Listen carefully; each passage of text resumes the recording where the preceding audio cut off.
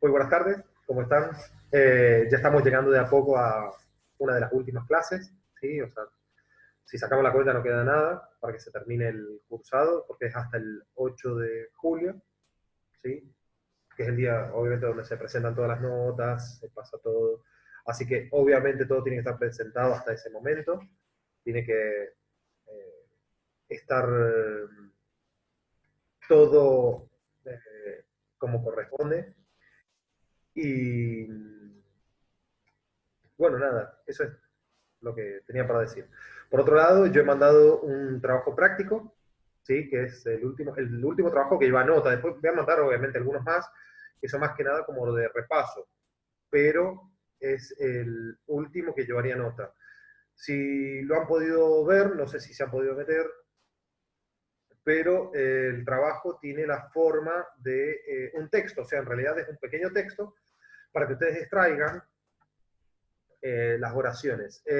Los prácticos con correcciones. Las correcciones en realidad yo ya se las marqué, o sea, si era un trabajo obligatorio y le puse, digamos, que había que corregirlo y reentregarlo, como hice en algunos casos, sí conviene, o particularmente en aquel que se consideraba que era obligatorio y que llevaba nota. En el caso de los que no, o sea, era obligatoria la entrega, pero no era obligatoria la nota, no hace falta que me los reenvíen, no hay ningún problema, no hay ningún problema. Igual, de igual manera, recuerden que las consultas y todo, o sea, si ustedes me preguntan, podemos ver, podemos rever algunas cuestiones, o bien puntualmente en dónde estuvo el error, en dónde estuvo la equivocación, en dónde estuvo tal vez el criterio también de evaluación y qué es lo que se puede hacer al respecto. Así que bueno, ¿qué tenía para decir en torno a eso? Creo que básicamente eso es todo. ¿Sí? Estamos llegando también a... Profe, yo tengo Sí, una pregunta. escucho, pregunte.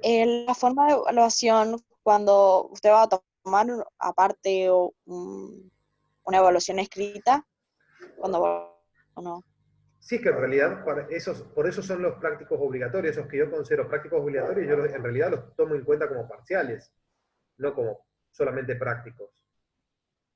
¿Por qué? Porque justamente tiene un carácter de mucho más peso y más seriedad en ese sentido, es más complejo. Del mismo modo que si en alguno de esos prácticos noté algún tipo de plagio o porque lo hicieron de a dos o lo que fuere, fue marcado en su momento y se les dijo, o sea, no hay ningún problema con eso. ¿Sí? Y por eso también es la dificultad de esos prácticos, no son iguales. Así que creo que eso sería todo. No sé si hay alguna otra pregunta más al respecto. O le damos inicio ya a la clase, damos inicio al curso.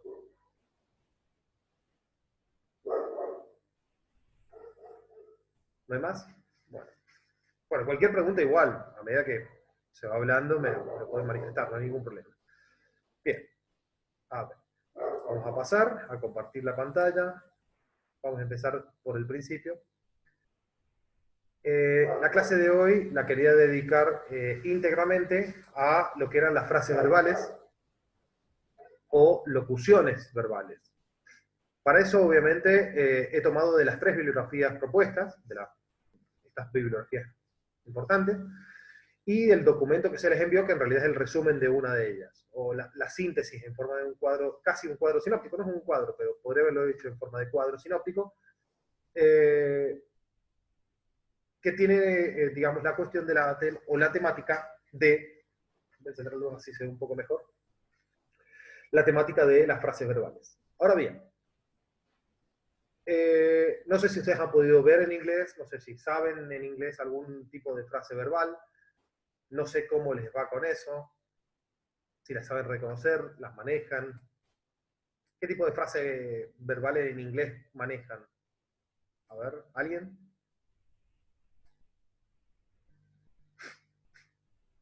¿No? Por ejemplo, ¿cómo se hace el pretérito perfecto en inglés? O el perfecto, perdón, sí, o el perfecto, el presente perfecto. ¿Cómo se construye en inglés?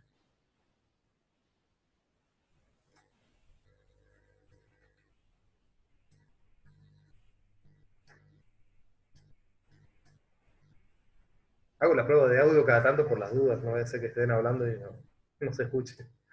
Bueno, ¿cómo se hace el presente continuo en inglés? O sea, hay una forma en la que se establece, digamos, por regla o por normativa, cómo debe armarse ese pretérito o ese presente, cómo se construye la voz pasiva, por ejemplo, que ya lo manejamos. ¿Existe una forma de construcción de la voz pasiva en inglés? Yo lo pregunto en inglés porque estoy hablando en castellano, ustedes me van a decir por qué, bueno, ya lo hemos dicho varias veces, o sea, si no establecemos las relaciones, es muy difícil que nos anclemos en una u en otra lengua.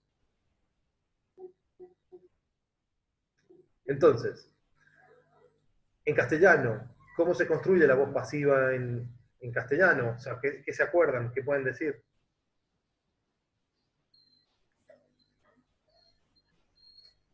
De lo que hemos ¿Se visto. escucha ahí? Ahí se escucha, ¿sí? Ah, no, estaba hablando del presente continuo Ah, bien, bien, en bien. inglés, Sí, a ver. que es el verbo to be más otro verbo y el final ing, Más. que se supone que to be es como es el auxiliar, digamos. ¿Cuál sería el auxiliar?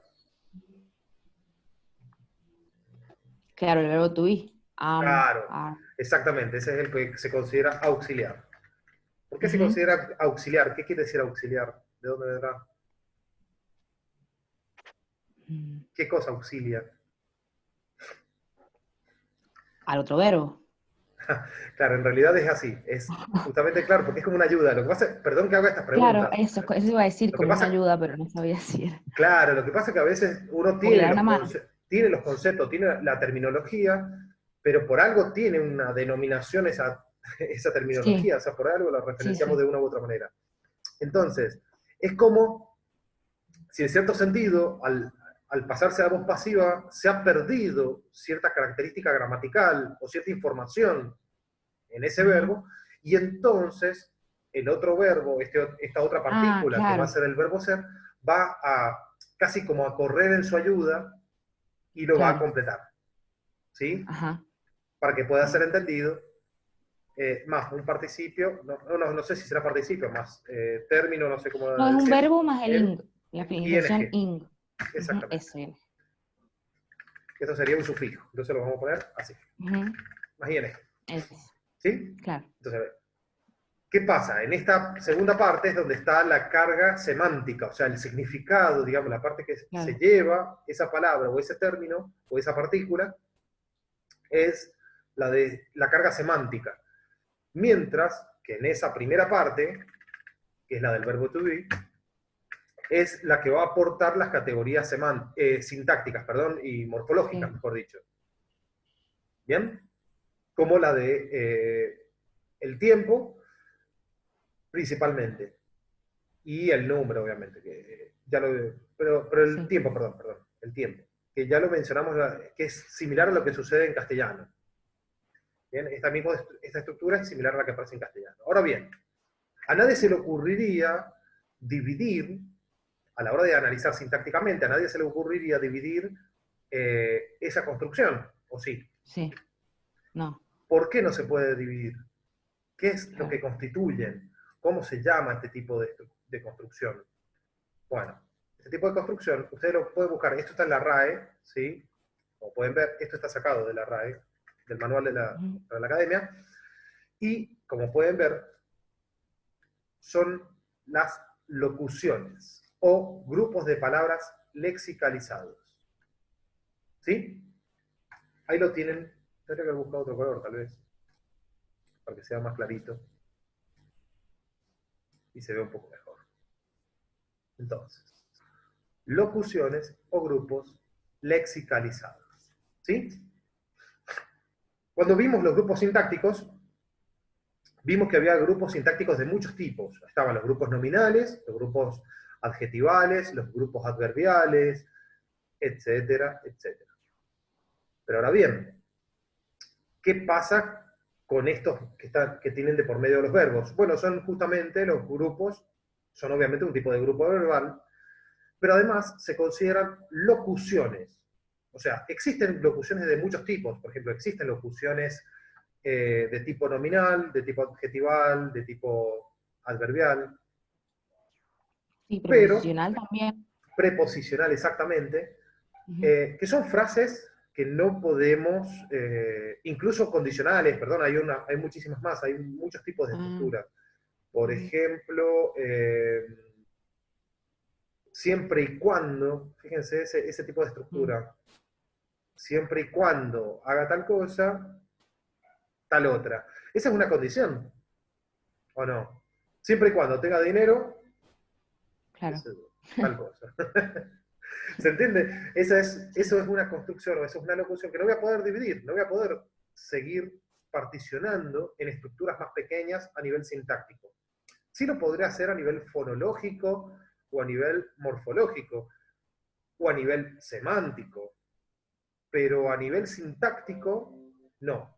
Y aún así, si yo pienso desde el punto de vista semántico, también se rompería y se perdería algo en relación o en torno a ese significado que quiere expresar.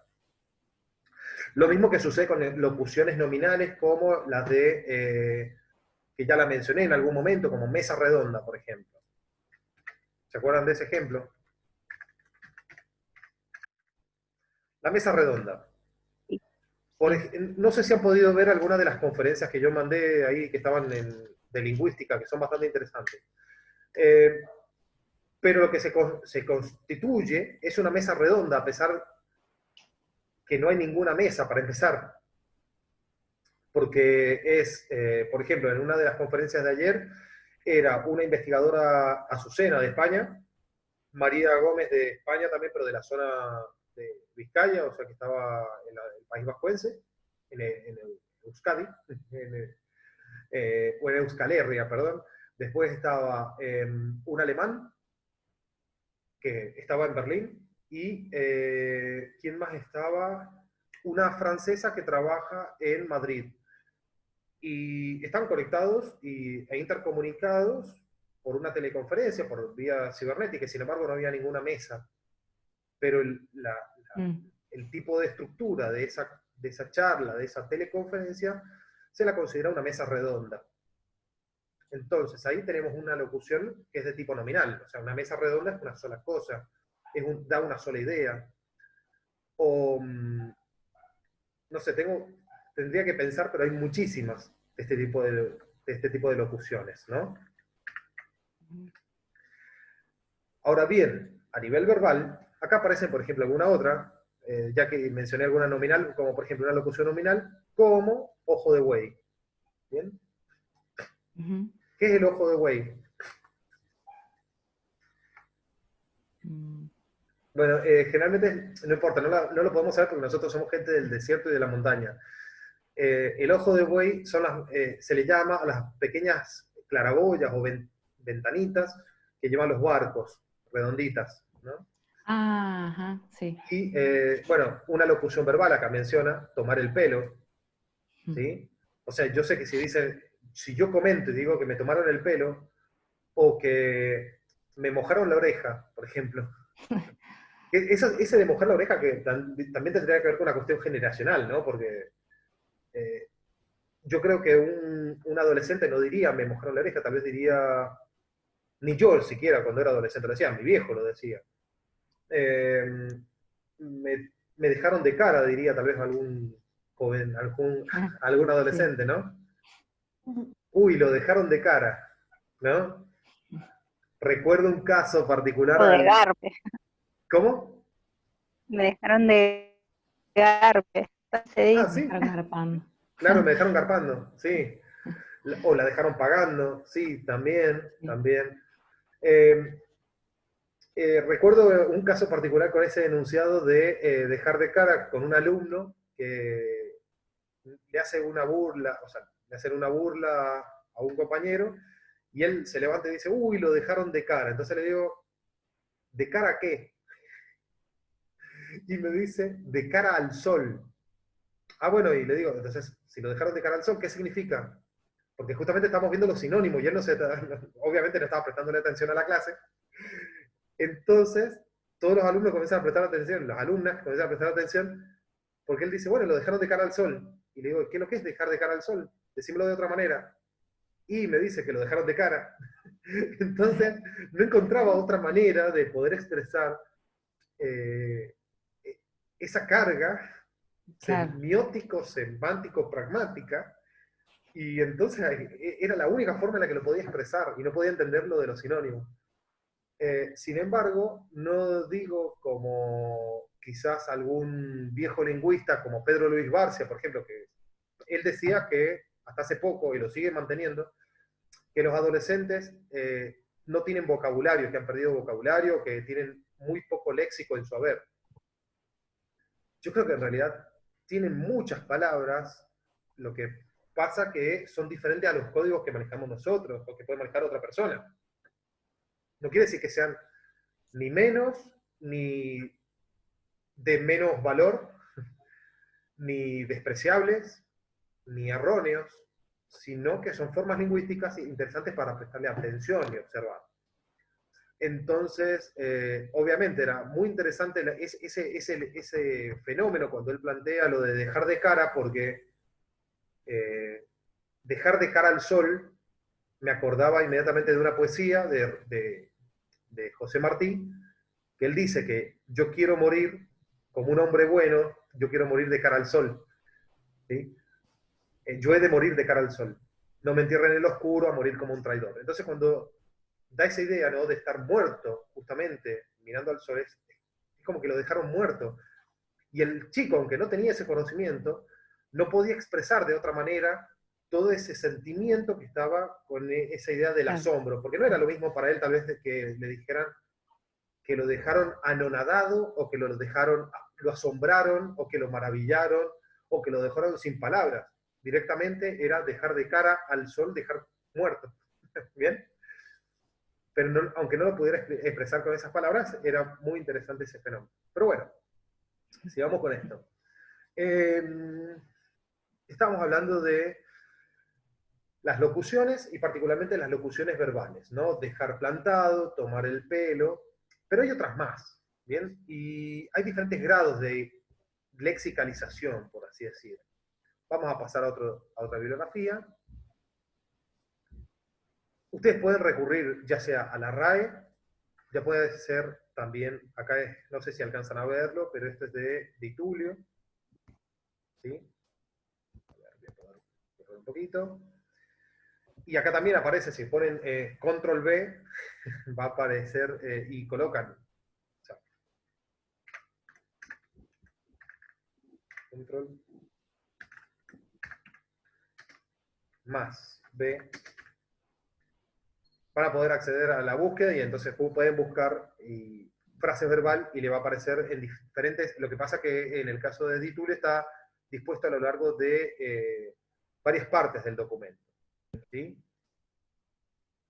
A ver, entonces.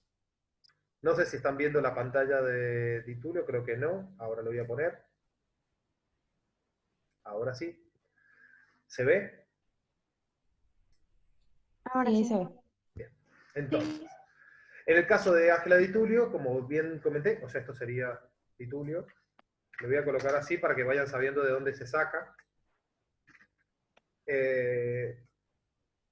En el caso de esta bibliografía, el problema que se encuentra con las frases verbales o locuciones verbales, recuerden que es equivalente, es que está distribuido a lo largo del texto, o sea, no hay un apartado donde estén enumeradas una por una, bien delimitadas, bien comentadas y separadas y tipificadas. ¿Sí? A ver. Lo van a encontrar, a ver, estoy buscando justamente en algún... Acá, con el verbo soler. ¿Sí? Con el verbo soler, ¿qué pasa? O sea, el verbo soler sí o sí requiere que esté constituido con una frase verbal. Entonces, Juan suele la canción, Juan suele que la canten, Juan lo suele, no es gramatical. ¿Sí? No sé si lo alcanzan a ver, eso está ahí. Lo que pasa es que esto lo estoy pasando rápido porque me interesa llegar a Cobasi, más que nada porque están más ordenaditas. ¿Ven? Entonces, el verbo justamente no puede funcionar por sí mismo, sino que requiere de estar constituido dentro de una frase verbal. Por ejemplo, Juan suele escuchar la canción, Juan suele preferir que la canten. Por ende, podemos ya saber cómo se construye esa frase verbal con el verbo soler. O sea, el verbo soler sería verbo soler más infinitivo. ¿Bien? Y da una idea, encima esta frase verbal da una idea muy particular. Da una idea de que si Juan suele escuchar la canción, no es lo mismo decir que Juan escucha la canción. ¿Cuál sería la diferencia? Es como que es algo de todos los días, como una... Entre Juan suele escuchar la canción y Juan escucha la canción. Y Juan escucha puede ser algo más del presente, digamos, del momento. Y suele Y escuchar... suele es como algo más de todos los días, como una rutina, no es una rutina, pero como un... Sí, no sé. exacto. Claro que en inglés Claro, probablemente lo piensan como often, o algo así, no sé, yo, discúlpeme, yo lo aclaro siempre, en todo momento, no soy hablante de inglés, no tengo mucho conocimiento, A mí me hace más, o a mí me hace usually, acordar más que nada ¿Mm? al Así, no sé si are se me... used to. Ujú. sí, a lo que hemos estado viendo en lengua inglesa. Es como, sí, I used to, bla, bla, bla. En este caso, como las diferentes. Juan. Bueno, o he used to, bla, bla, bla, bla. Sí, No, puede ser. o entre el presente, en inglés, entre el presente simple y el presente continuo, que hemos Bien, estado viendo en lengua justamente, que es eso. bien, Es como perfecto. esa diferencia. Claro, en castellano, digamos, debido a la versatilidad que tienen los verbos por un lado, a la carga de información que tienen por otro,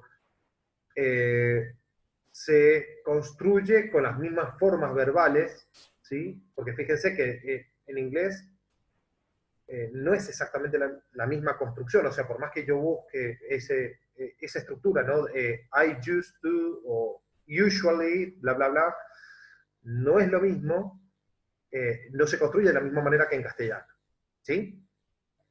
Pero la idea, o por lo menos lo que se esconde a nivel semántico, termina siendo lo mismo, lo que se expresa a nivel semántico, porque los significados también se expresan. Termina siendo lo mismo, esa idea de iteratividad, o sea, de iteración, de una actividad que es reiterada en una y otra oportunidad, como un tipo de frecuencia en algunos de los casos. Eh, entonces, ahí estamos hablando del, bueno, en este caso del verbo soler. ¿Qué dice Ángela Di Tulio acá? Los auxiliares carecen de estructura argumental. No seleccionan argumentos.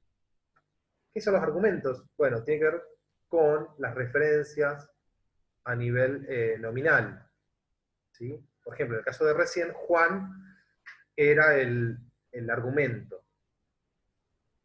Del mismo modo que los verbos copulativos aportan solo información gramatical. Acá está lo que yo les había comentado anteriormente, o sea, justamente este tipo de verbos, que son los auxiliares, lo que terminan haciendo es solamente dar una carga a nivel gramatical, ¿sí? En este sentido, son verbos modificadores que pueden aplicarse teóricamente a todos los verbos del léxico. En cambio, los verbos principales de dos, bueno, que es el caso que estaba anteriormente, están asociados a una estructura argumental, que son, justamente, es muy fácil de verlo, bueno, me tendría que ir muy arriba, los voy a dejar de lado. Bueno, vamos a pasar a los ejemplos. Acá me interesa mucho, miren, bueno, el primero ya lo vimos, suele más el infinitivo. Este otro, va a llover, que esta frase verbal es muy interesante, ya la hemos mencionado en alguna oportunidad, que está relacionado con qué este va a llover.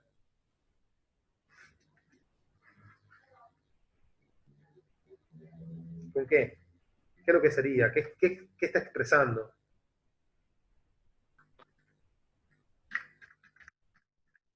el futuro, ¿sí? El futuro gramatical. De hecho, hay expresiones que nosotros tenemos en nuestro haber, como sanjuaninos, bastante interesantes, que podremos también colocar acá, que serían, a ver, por ejemplo, ya me voy a ir yendo. Me voy a ir yendo. ¿Sí?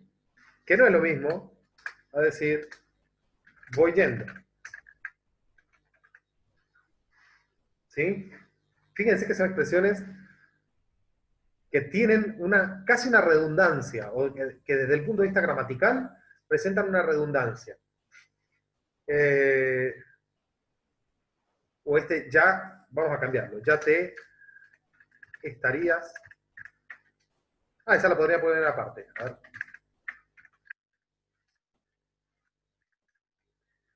Te estarías yendo.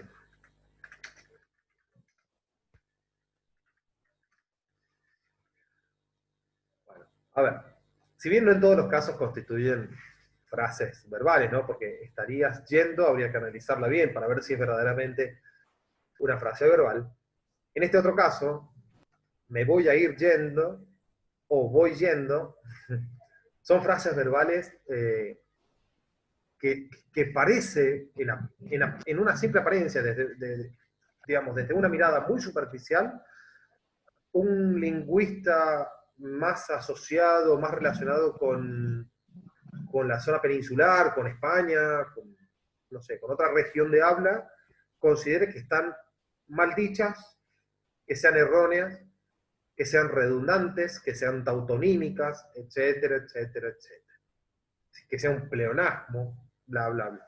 ¿Por qué? Porque consideran que si dice voy, está en el verbo ir y está en el verbo ir repetido, o sea, está en el verbo ir 3 veces en el primer caso. Voy, ir, yendo, está 3 veces. Entonces es como una redundancia del verbo ir, es como decir, ya me voy, voy, voy. Y no es exactamente lo mismo. O sea, sabemos perfectamente que el hablante, cuando dice o manifiesta ese enunciado, no está redundando para nada. O en este otro, ¿no? De ya te estarías yendo, o este último, mejor dicho, voy yendo. Cuando uno dice voy yendo para allá, o ya voy yendo, creo que no es exactamente lo mismo a decir ya voy, por ejemplo. Desde ningún punto de vista. Decir ya voy a decir voy yendo tiene una diferencia tremenda en cuanto desde el punto de vista semántico y pragmático, ¿no? Porque un hablante que me dice ya voy, probablemente ese ya no sea ya, sino que es puesto en el futuro, lo cual es bastante interesante porque estamos como hablante manifestando una situación actual, presente. Sin embargo, ese ya, como hablantes de una lengua, sabemos que nos está manifestando, nos está refiriendo a un futuro que todavía no se está realizando esa acción, por más que el verbo ir esté en presente, ya voy. Entonces, voy yendo, me da la sensación de una persona que está como más próxima, por así decirla, a salir. No sé, no puedo determinar si ha salido o no de su casa, o si va caminando, nada de eso. Eso no lo puedo llegar a determinar. Pero bueno, son frases verbales en esos casos. La primavera volverá a ser ventosa. Ese volverá a ser también es una frase verbal. ¿Sí? Bien. Vamos a pasar a la otra bibliografía. Y última, y con esto ya vamos terminando. La idea era que se pudiera ver y entender mejor esto. No sé si vamos bien, cómo vamos, cómo les parece que vamos. Más o menos, bien, mal. Bueno, a ver. Lo que dice, ¿qué dice Ofelia Cobasi al respecto? Ella dice que todas las frases verbales equivalen funcionalmente a una forma simple del verbo. Eso sí es importantísimo. Todas las formas equivalen a una forma simple del verbo. ¿Sí? Quiere decir que, desde este punto de vista, cuando yo tengo un enunciado como Victoria ha cantado óperas, yo podría sintetizarla o reemplazarla a la frase verbal por una forma simple. Entonces, ha cantado, cantó. Victoria cantó óperas. Victoria ha cantado óperas. Pepito está estudiando historia. Pepito estudia historia. Y como las formas simples, las frases verbales son, y acá por esto me interesaba, el núcleo del predicado. O sea, a la hora de analizar sintácticamente, cuando yo me encuentro con una frase verbal, por más que sea una estructura gigante, si es una frase verbal, no la voy a poder tocar internamente. Solamente voy a delimitarla, marcarla, reconocerla como núcleo verbal, porque está funcionando como un núcleo verbal. A lo sumo, si quiero, puedo poner que es una frase verbal en su parte inferior, o en una marca, en una cita, o en una referencia, nota al pie, o lo que fuere, para dar cuenta que la he reconocido, pero nada más. Bien, ¿qué tipos de frases verbales aparecen? Tenemos, y acá esto con color, si lo pueden marcar, fíjense, esto está en la página 126 de Ofelia Cobasi, si mal no recuerdo, del tomo 1. Bien, o sea, esto mismo, lo voy a poner acá por si después lo ven. Cobasi, tomo 1. Entonces, a ver, voy a poner esto, es lo que me interesaba. ¿Qué tipo de frases verbales aparecen? Tenemos, y acá con color, los tiempos compuestos, la frase verbal pasiva, y bueno, después tenemos con infinitivo y con gerundio. Estas dos, rápido porque es facilísimo, es muy simple. ¿Cuándo se da? En los tiempos compuestos, ya lo hemos visto con el verbo haber más el participio, ¿sí? El verbo haber, que es el que está conjugado, más el participio. A ver si puedo poner el color, ahí está.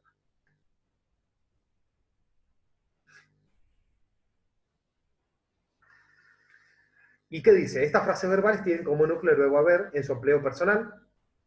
Fíjense que eso sí es importante. Haber en su empleo personal. Porque ¿qué pasa con el verbo haber? Que si yo lo utilizo como un verbo pleno, es un verbo tercio personal impersonal. O sea, en su forma simple, es un verbo que es impersonal. Por ejemplo, ya no hay té, ya no hay café. ¿Sí? Ahí está el verbo haber, pero es impersonal, porque no tiene persona, o sea, tiene tercera persona, perdón, pero no hace referencia a ninguna persona, está en singular. ¿Bien? En cambio, al constituir una forma verbal compuesta, como en estos casos, ya se toma como personal. Ya es un verbo que va a manifestar persona, número, número que puede ser plural también, no solamente singular, y va a poder ser conjugado. ¿Bien? Luego, la frase verbal pasiva, de la que ya hemos estado hablando mucho, que es una frase verbal que se llama, o la pasiva, mejor dicho, se llama voz pasiva perifrástica. ¿Sí? ¿Por qué? Porque utiliza una frase para poder mostrarse o presentarse como voz pasiva. Nosotros en castellano tenemos otra forma de hacerlo. Por ejemplo, con el pronombre se. Entonces, ¿qué pasa? Acá tenemos, Alejandro Magno fue educado por Aristóteles. En ese enunciado es donde tenemos justamente la transformación de la activa a la pasiva. O sea, la activa sería que Aristóteles educó a Alejandro Magno. Eso es real, sí, fue el profesor de Alejandro Magno. Y en esa época le pagaban bien a los profesores. Creo que a Aristóteles le pagaron con, no me acuerdo, campos, ganado, un montonazo de cosas. Sí, son millonarios. Millonario para la época. Alejandro Magno fue educado por Aristóteles. En ese caso se transformó el núcleo verbal de la activa, que es una forma simple, y pasa a estar en una forma compuesta, o en una forma que está, por así decirlo, desglosada, ¿sí? Donde el verbo ser es el verbo auxiliar que se lleva la carga gramatical, y el participio se lleva la carga semántica. Ahora bien, las que me interesaban, para finalizar y para que ustedes lean en casa, y a ver si lo puedo colocar de alguna manera.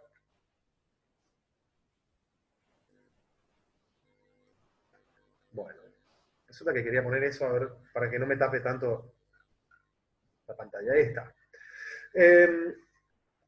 Están por último, me olvidé de decir, de la frase verbal pasiva, es muy interesante el ejemplo que pone Ofelia Cobasi acá, léanlo en casa tranquilas, préstenle mucha atención, ¿sí? Porque hay veces en las que se puede confundir una voz pasiva con otra frase verbal, perdón, con algo que en realidad no es una frase verbal.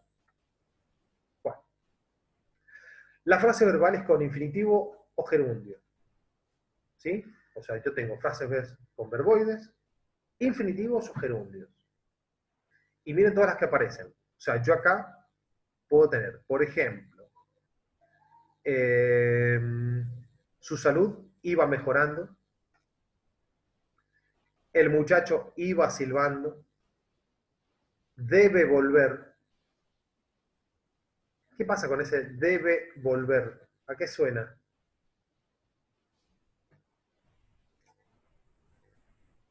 ¿A qué les parece que está indicando o manifestando?